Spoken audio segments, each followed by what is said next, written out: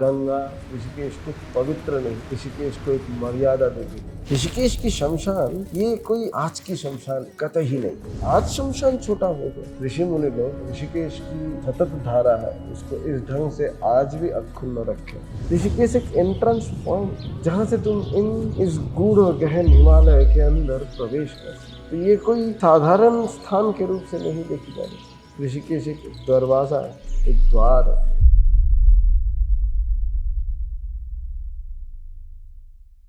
हिमालय वो स्थान है जहाँ भारतीय सनातन सभ्यता की सतत धारा, निरविच्छिन्न धारा शुरू हुई तथा आज भी प्रवाहमान है। हिमालय वो स्थान है जहाँ हम देखते हैं ऋषि मुनि बार बार आए हैं अपने आप को ढूंढने के लिए, अपने आप को देखने के लिए, अपने आप को पाने के लिए। महर्षि वेदव्यास जी भी यहीं बद्रीनाथ जी में व्यास गुहा जो स्थान है, व्यास गुहा में अपनी पुराने लिखे तथा अपनी वेद व्यास की जो चर्चाएं थी, वेद को अलग अलग खंडों में जो रखने की चर्चाएं थी वो स्थापित की। तो हिमालय के बिना सनातन या सभ्यता की ये धरोहर अधूरा है। ऋषिकेश इसकी एक द्वार है। ऋषिकेश ये शब्द को अगर तोड़ के देखी जाए, यहाँ दो शब्द से बनता है, एक है ऋषिक, एक ईश। ऋषिक मतलब है इंद्रियां। हमारी जो 10 इंद्रियां हैं, ये 10 इंद्रियों को कहते हैं एक साथ ऋषिक।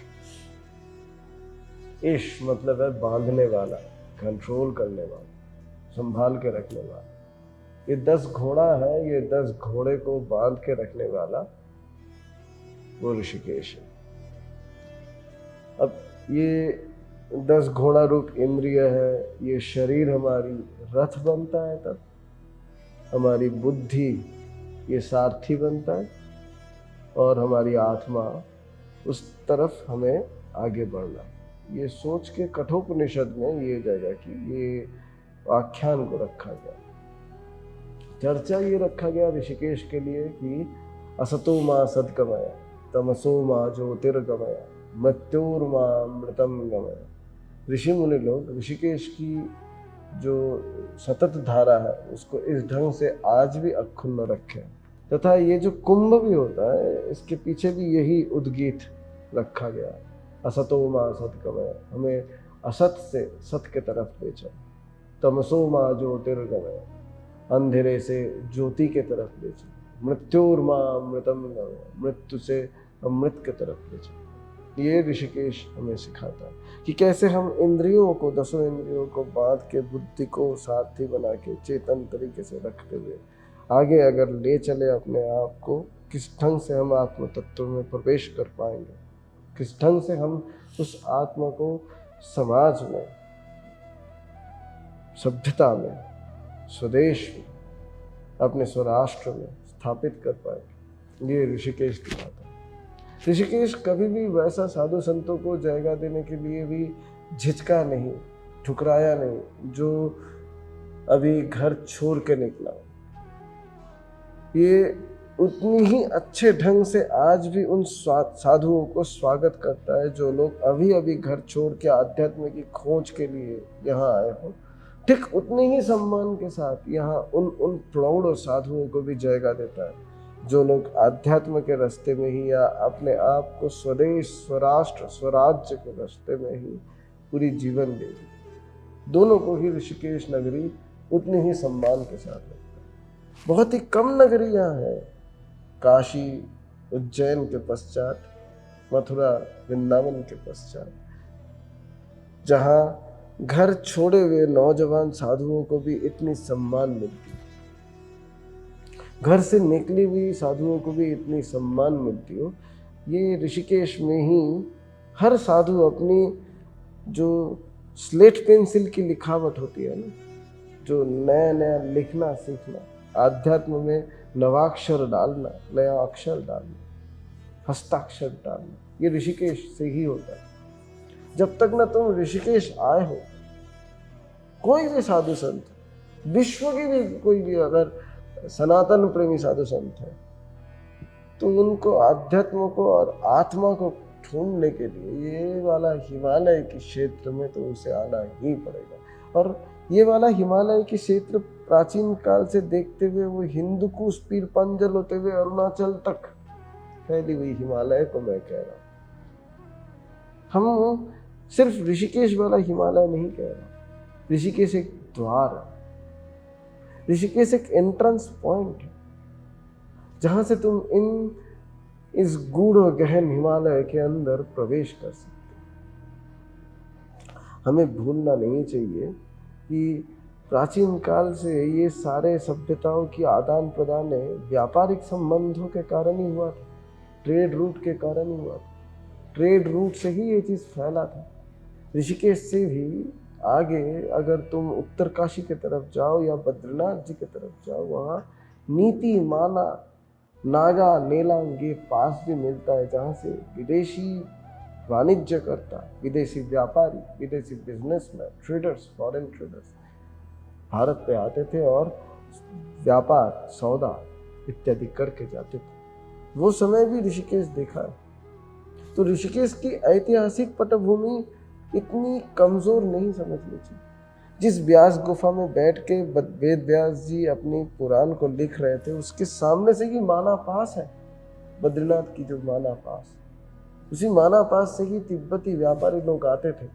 सांस्कृतिक आदान प्रदान की चर्चा वेद व्यास जी ने भी भली भांति वहां रह के देखा, तभी वो लिखने गया है। वहां जो घृताची नाम की अप्सरा के साथ रहते हुए वहां वेद व्यास जी के गर्भ ऊर्जा से, औरस से, वेद व्यास जी की औरस से घृताची नाम की अप्सरा के गर्भ में हमारे भागवत के प्रवक्ता प्रमुख श्री सुखदेव जी पधारे थे, जन्म लिए थे। वो भी वही वेद व्यास जी की कुटी गुहा में ही हुई। तो ये कोई साधारण स्थान के रूप से नहीं देखी जानी चाहिए। ऋषिकेश एक दरवाजा है, एक द्वार है, और यहाँ की सबसे उत्कृष्टता यहाँ की गंगा से।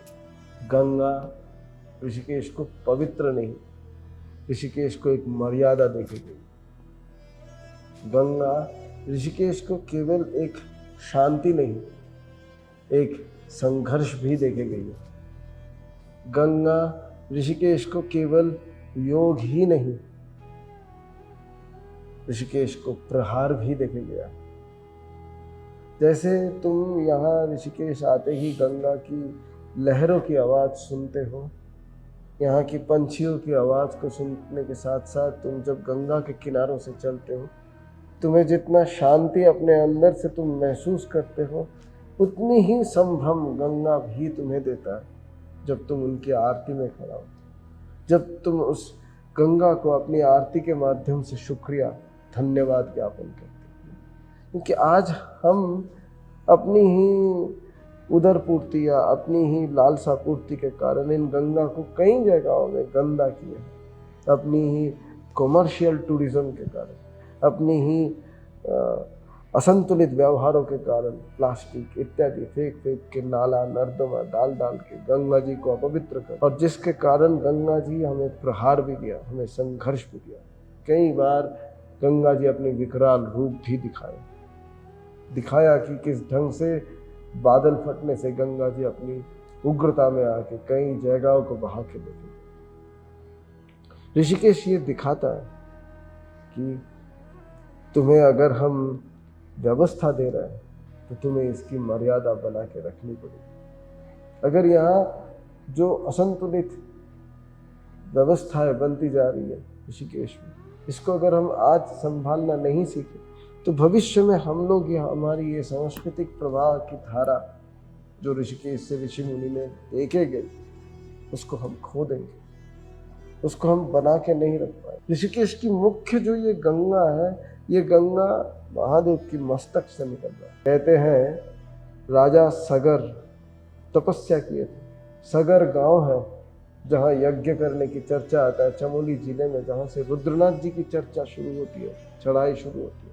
सगर गांव में राजा सगर ने जो ये यज्ञ करने गए थे, जिसकी घोड़े को, अश्व को कपिल मुनि के आश्रम में इंद्रदेव ने छुपा दिया था अश्वमेध यज्ञ के, उस घोड़े को निकालने के लिए जो 60,000 पुत्र भस्मीभूत हो गए थे, वो भस्मीभूत हुई पुत्र की मुक्ति के कारण जो राजा सगर तथा उसके बाद राजा दिलीप तथा उसके बाद राजा कई पीढ़ी बाद, उसकी कई पीढ़ी बाद हमारी राजा भगीरथ जो तपस्या की है, उसकी ही बलबूते में तपस्या से प्रसन्न होकर ये गंगा के अवतरण, ये गंगा की आगमन हुई। उससे पहले भी ये नदी चल रही थी, पर ये घटना, ये विशेष घटना, ये विशेष जो तपस्या के बाद भगीरथ की आगे आगे चलना और पीछे पीछे माँ भागीरथी की आगे आना, ये दर्शाता है कि ऋषिकेश वो अमृत क्षण पे आ चुका था, जहां हम जातिगत वैचित्र उठा के एक संप्रदाय की प्रवाह धारा एक केंद्र बिंदु से समुद्र तक ले जा सके। 55,000 साल से ये तपस्या करके गंगोत्री धाम में भगीरथ जी 55,000 दिव्य वर्ष तपस्या करके भगीरथ जी ने ये पूरी गंगा जी को वहां लेके गए। ये 55,000 ऐसे होता है तपस्या की, मतलब ऐसे समझना, ऋषि मुनि लोग ऋषिकेश में रहते हुए जो हम लोग तपस्या करते हैं। एक छोटी उदाहरण देना चाहूंगा। मानो तुम्हें 1 करोड़ जप करना है, तो अगर हम 1 करोड़ जप करना चाहेंगे और अगर हम बोल बोल के जप करेंगे तो 12 साल लग जाएगा। जप करने की विशेष तरीका एक है। ऋषि मुनि लोग कहते हैं कि हम 4 तरीके से शब्द बोलते हैं। जो ये हम बातें कर रहे हैं ये बैखरी बातें हैं। समाज बिखरी हुई है और बिखरी हुई लोग बिखरी हुई बातें करते हैं, तो ये बैखरी बातें हैं। कुछ बातें ऐसे होता है जो हम मुंह से तो नहीं बोल रहे हैं पर बोल रहे हैं। जैसे तुम लोग फोन में जब बातें कर रहे हो लिख लिख के, मुंह नहीं बोल रहा है तुम्हारा पर तुम्हारी बातें हो रही है। जब तुम वहां लिख रहे हो वो मध्यमा वाक है, हम बोल नहीं रहे पर उसको कर रहे हैं।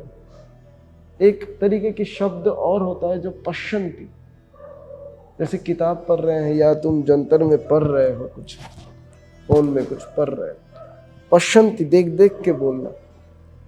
हम बोल नहीं रहे हैं। जैसे ये पेड़ के बारे में हम देख रहे हैं पर पेड़ के बारे में देख के हम बोल नहीं रहे हैं, पर हमारी मन इस पेड़ के बारे में देख के बातें जरूर कर रहा है। वहां हम शब्दों को व्यवहार नहीं कर रहे हैं पर हम बातों को जरूर व्यवहार कर रहे हैं। ये पेड़ की हरापन, ये पेड़ की अंदर की आवाजें, ये पेड़ की अंदर की हिलना, सारा बातें हम बोल रहे हैं। ये पश्यन्ति बात। और एक आखिरी बात होता है जिसको कहते हैं परावाक। तो जो जप होता है वो जप हम अगर बैखरी मुद्रा में करें, बैखरी बातों में करें तो वो लंबा दिन जाएगा।